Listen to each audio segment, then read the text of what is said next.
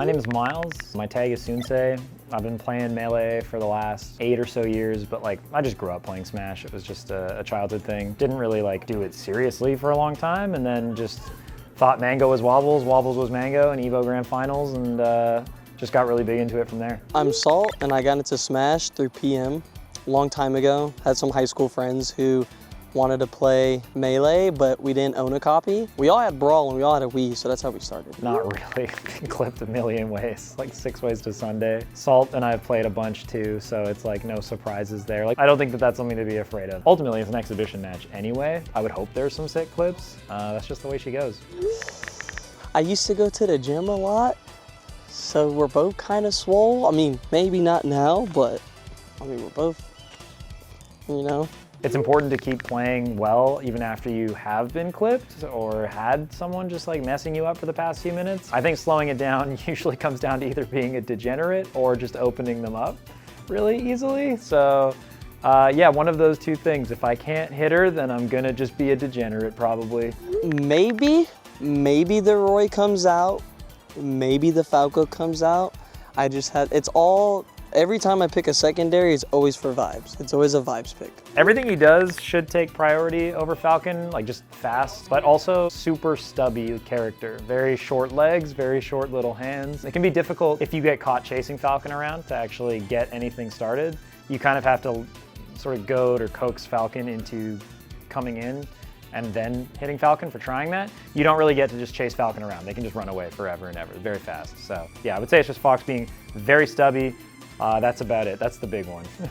Even if I did know, which I do know, I wouldn't tell y'all because he's just gonna listen to it and then he's gonna take advantage of it and then not do it. I mean, you know, the only habit he has, I guess he has too much swag in his gameplay, so I could definitely take advantage of that. But other than that, I'm not saying nothing.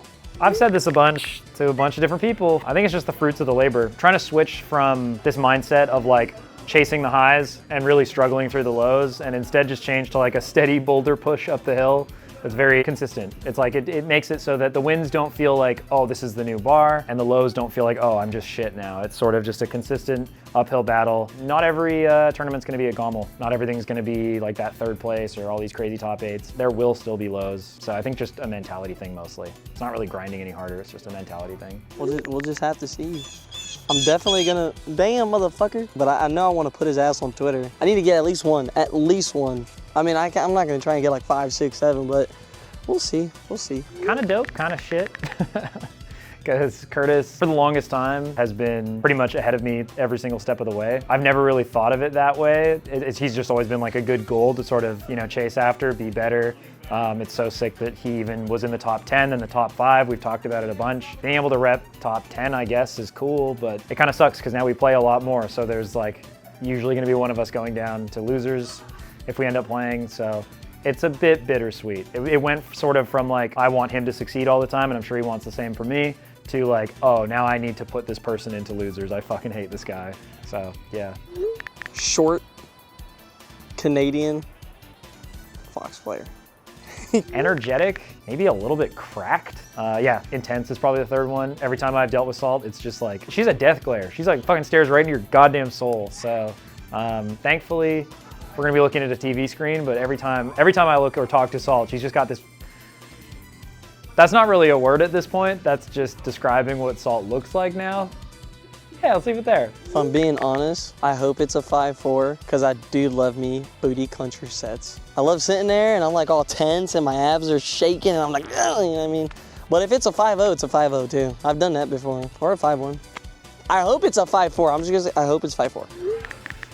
5-3 for me. I think that's respectable, but not down to the wire.